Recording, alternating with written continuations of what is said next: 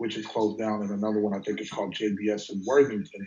What's notable about that is the meatpacking industry, um, if most people don't know, really has now consisted of people of color, either African immigrants or immigrants from Mexico primarily, or Latin America. And so when you see that virus growing in those places, even if they're in rural communities such as Worthington, or in states that don't have a lot of people of color, such as South Dakota, as the breakdown comes out, you'll see that that's going to grow the amount of people of color who get who get the disease. We are now kind of on a per capita basis about close to double. We're about 6.7, 6.8% of the population, and I think Harry said in his recap about 14%.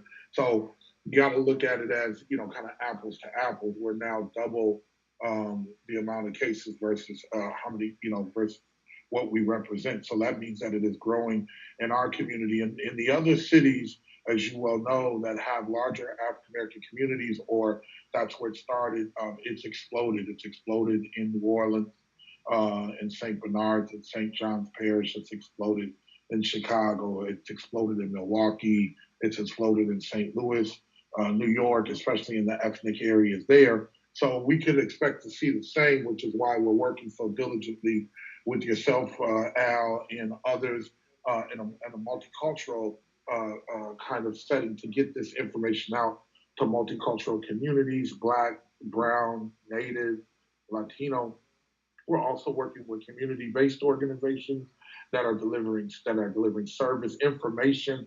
But we have many of our churches. A shout out to, I shouldn't do one pastor, but I know Reverend McAfee has been leading a coalition of pastors, as well as Reverend Babington Johnson, working with the leaders of all of the big African American denominations to not only get the word out, but get resources such as food and meals into people's hands in a safe way so that they don't spread the disease. And then the other thing I'd really like to emphasize is this issue of asymptomatic carriers, because that goes to our young people. It's starting to get warm outside. We don't have our kids in school. We're not sure what the summer job situation is going to look like, because we have shut down a lot of the parks and others to prevent the community spread. For our young people who will feel perfectly fine and are antsy, and I understand are going to want to get out and hang out and do something as opposed to being in the house, I think the thing we have to figure out is what do we do there? How do we have the conversation so that they don't congregate in a way that they spread the disease and then bring that home to their moms, dads, grandmas, Madeas, pops, paws, etc. I think that is something that we really need to think about. Along those lines, Senator Hayden, we all are concerned and disturbed by the incidents of, I think, a party or some gathering here in North Minneapolis, a few blocks from where I live on Irving, and apparently a shooting. And so two things that are egregious. One is that some people, I think young people, decided to gather even in a time when we all should be talking about maintaining social and physical distance. And the second thing was that we don't know what it was that led to this tragic shooting. I have not read it or heard it yet. And whatever it was, it's unfortunate, right? And what it says is that we're in an environment of heightened both insensitivity and anxiety created by the general atmosphere of uncertainty that COVID-19. So we need special communication, I believe, special attention to things that aggravate, things that are already exacerbated in our families and our communities and our lives. What do you think? Yeah, I would agree. I think that the work that we want to do, it has to come from people who look like us, who talk our language, our dialect, and better yet, have a relationship with us to be able to start to figure out. And this is just going to heighten what we know has been going on about trauma and mental health and behavioral health and the things that people do to to try to alleviate their issues. So on one hand, I know we want to party. I know we want to have some fun, blow off some steam, but you could be, spreading it to your friends, and your friends could be asymptomatic. Let me tell you what I mean by asymptomatic. We use these clinical terms. it simply means that you don't feel sick. Or if you do, maybe you got a headache, or maybe it just feels like something that you normally feel. So you don't think of it in terms of the coronavirus that you see on TV and people in the hospitals and got oxygen masks and ventilators. You just go about your life and think everything's okay. Mm-hmm. Problem is, as a young person, you might be able to fight that off. You're relatively healthy and young, but the older we get, the more issues that we get. And so the very people that are taking care of you and that you love so dearly, you may be giving it to them. So we have to have some discipline about how we get together. We got to recognize that this is something that we can prevent. And then the second issue highlights an issue that's near and dear to my heart. Every one of our families, including my own, has been a victim or a survivor of gun violence. You guys know my sister Taylor was killed, I guess now almost 4 years ago, at the hands of an errant bullet meant for somebody else. They got her. She had nothing to do with it. Those bullets have no names. And Mm-hmm. so we know our dear brother Spike Moss, a longtime activist, civil rights activist, and someone who's worked on anti-violence initiatives his whole entire life. It's now it's touched his family.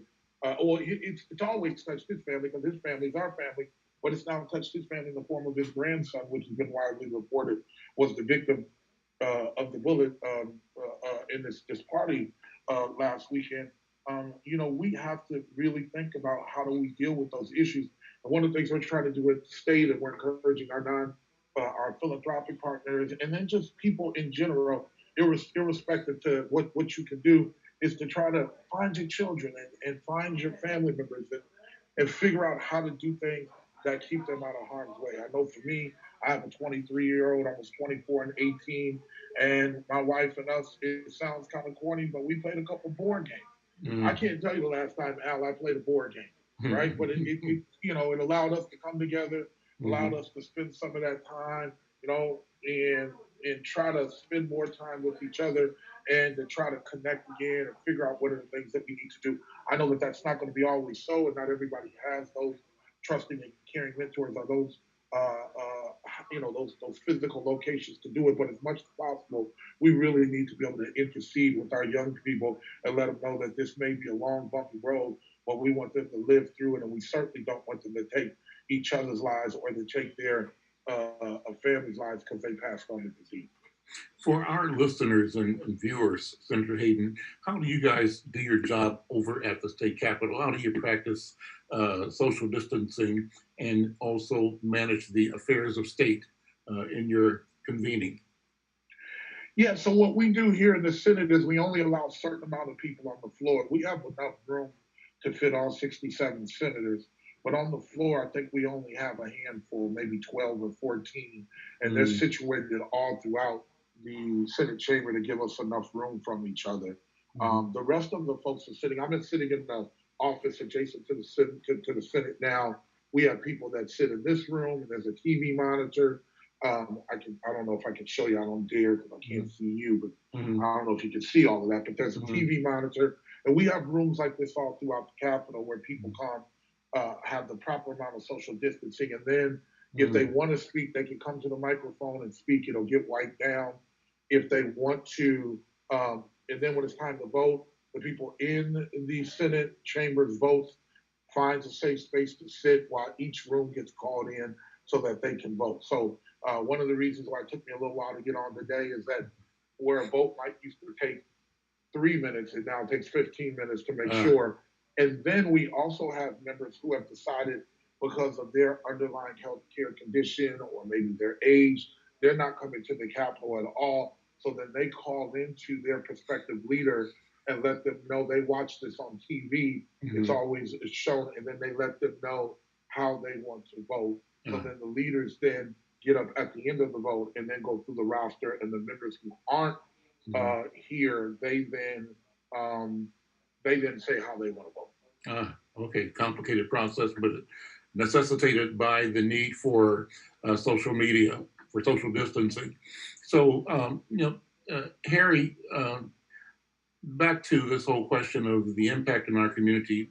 What are you discovering for either community groups, organizations, businesses? What are you hearing as you monitor social media about how we're being impacted locally and nationally? Well, nationally, the numbers we're getting a clearer picture because now even the CDC is starting to put out more numbers that deal with ethnicity, and the picture is daunting. And I think it's showing that nationally, I think 30% of the severe and serious cases are Black people. And when you once again extrapolate that out into our population of about 14% of the country, it's showing that we have a double propensity over our population. And so, and then there's, I guess, even further extrapolation that has to go into all of that saying as to how it's uh, truly having devastating effects on Black people in cities throughout the nation. So that's what's being borne out. The numbers are being borne out. What's disconcerting and what people are hypothesizing now is Senator Hayden. You mentioned the protest that took place, I think, this past Friday at the governor's mansion, and they're happening in Maine and in Arizona and various other places, as you said, where a lot of times they're Democratic governors, and so they're and certainly they're starting to look like partisan Trump rallies.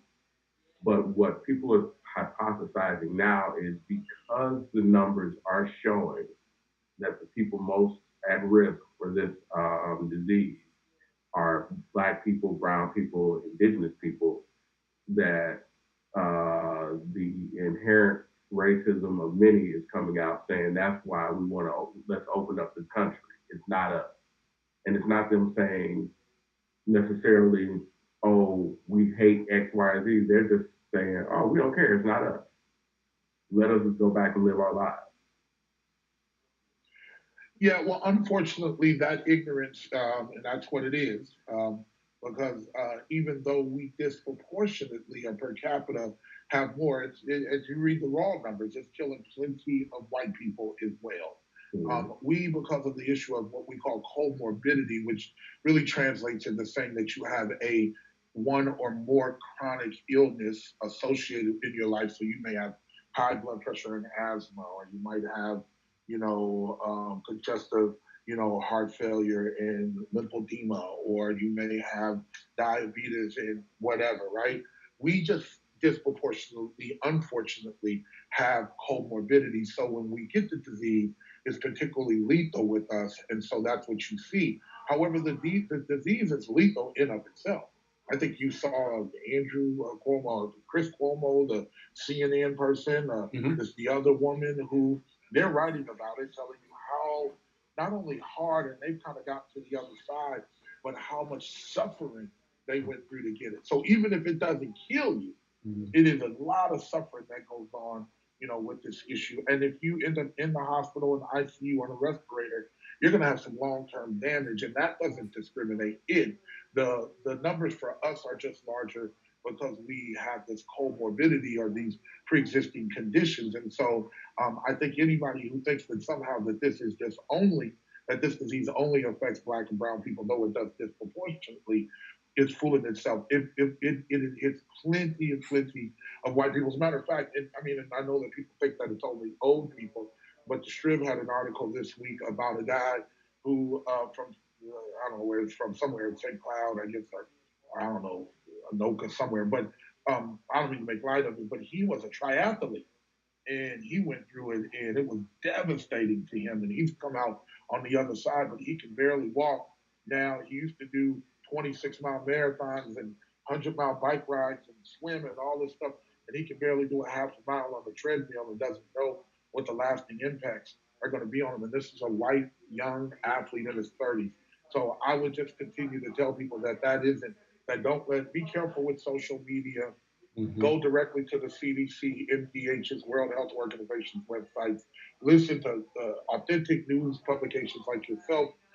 But what we have found in a little bit of, not just a little bit of research, is that it is kind of right wing organizations that are using social media to drive people to that notion, Harry, that it doesn't bother them, or to say that, hey, let's open everything up, it'll be okay, and if somebody does get it, it won't be me. That is a false narrative. It's wrong, and I would just tell people, especially our white allies, to don't fall for that narrative. This disease does not discriminate. It just is particularly lethal to those who have health underlying healthcare conditions, and that disproportionately is Black and Brown and Indigenous people. I'm Al McFarlane. This is a special edition of Conversations with Al McFarlane. We're pleased to have as a guest State Senator Jeff Hayden, who represents South Minneapolis District 62, right, South Minneapolis, and who I believe you're deputy leader. I am. Of the Senate. So thank you for your service and for what you're doing. Jeff, I want to close out by asking you to give us an update on the work that you're presently working on today at the legislature, and an update on the governor's and your legislature's response to COVID-19. Are we finding the resources we need?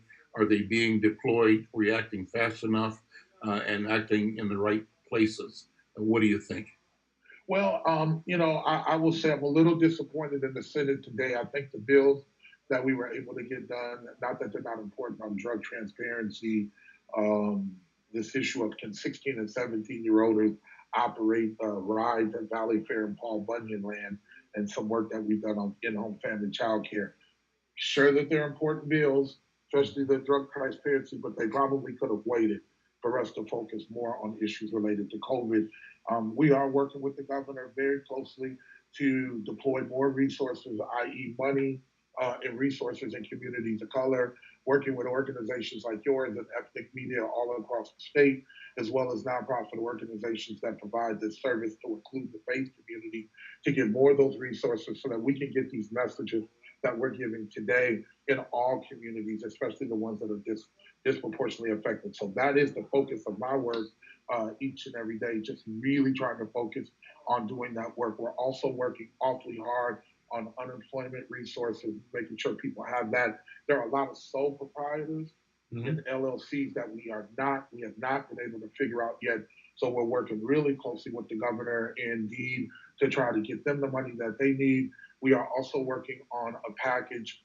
I have supported a letter that Jeremiah Ellis and many of our local county and city councilors have put forward. I've kind of pushed that out there to make sure that we're hearing them about rent and kind of a rent holiday or a rent forgiveness or mortgage forgiveness.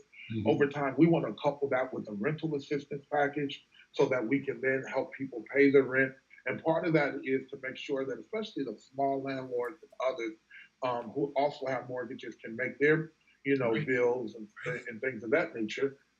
The second thing is we don't want people to, when this is over and the crisis is over, to automatically get an eviction notice if they can't come up with a lump sum of money. But I will also say that the local and county governments need the property tax so that they can pay for the street sweeping and cleaning and snow plowing, fire, and even police and other things that they need to run a city and a county. So we're working really closely. We've had resistance from the Republicans to do a package that's comprehensive, and our caucus, along with the speaker and the governor, are working really hard on that. So we're trying to put all these things in at once.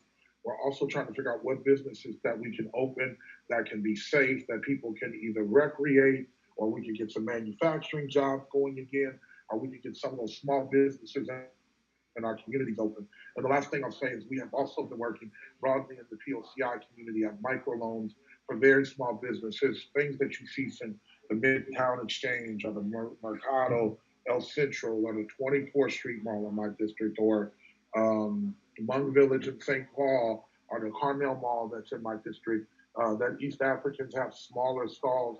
We really are working with my colleagues in my colleagues in the POCI caucus and United Black Legislative Caucus and getting those open or getting them some relief so that they don't lose their businesses. So my days are full, and I'm glad to be able to talk to you and let people know the things that we are doing. But those are the things that we're actively and currently working on. If you have questions, Harry? I just wanted to follow up on something that you had mentioned to underscore and highlight the importance of what you said when we were talking about rent and mortgage holiday and things of that nature and unemployment insurance. Now, I can't recall off the top of my head what the numbers were before COVID-19, but last week I was on a governor's call and he said that the white unemployment rate was at 12%, and the black unemployment rate now in the state of Minnesota is at 26%. So 1 in 4 uh, black Minnesotans are out of work right now. And so that's once again highlighting the need for assistance. Yeah, it speaks to our over representation in the service industry and those types of jobs.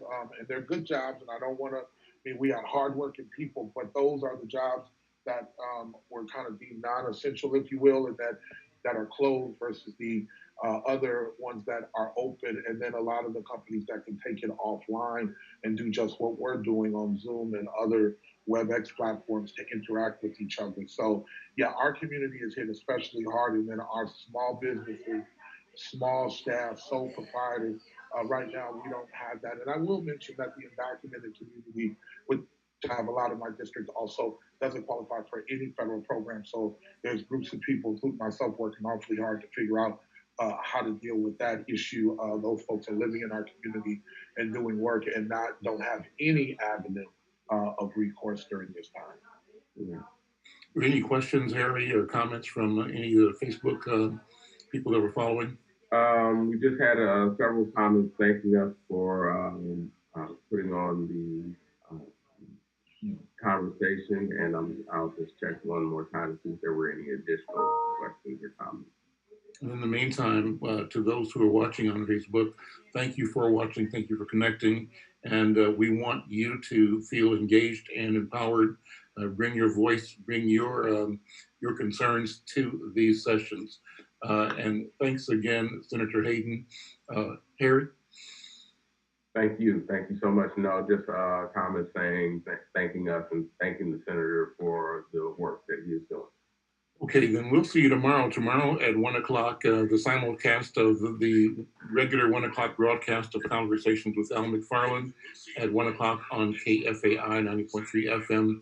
That being streamed live as well to Facebook, hopefully to other social media platforms simultaneously. Tomorrow's guest, among them anyway, is Commissioner Myron France, who runs the management and budget office for the state.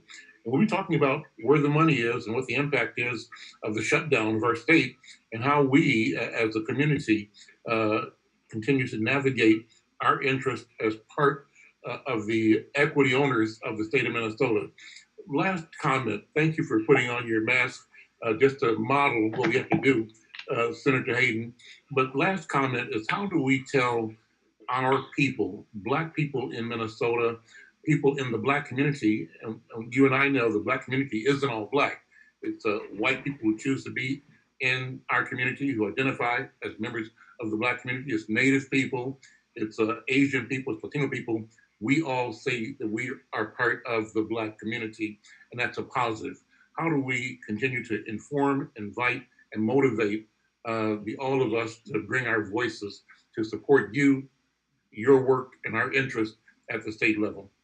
Good. Well, thank you so much. I'm going to take this off so that you can hear me, but I did want to show people that I was being responsible, and I want them to be this as well. These are, people are being creative, and local communities are figuring out ways in which we can, have these masks and sanitize them.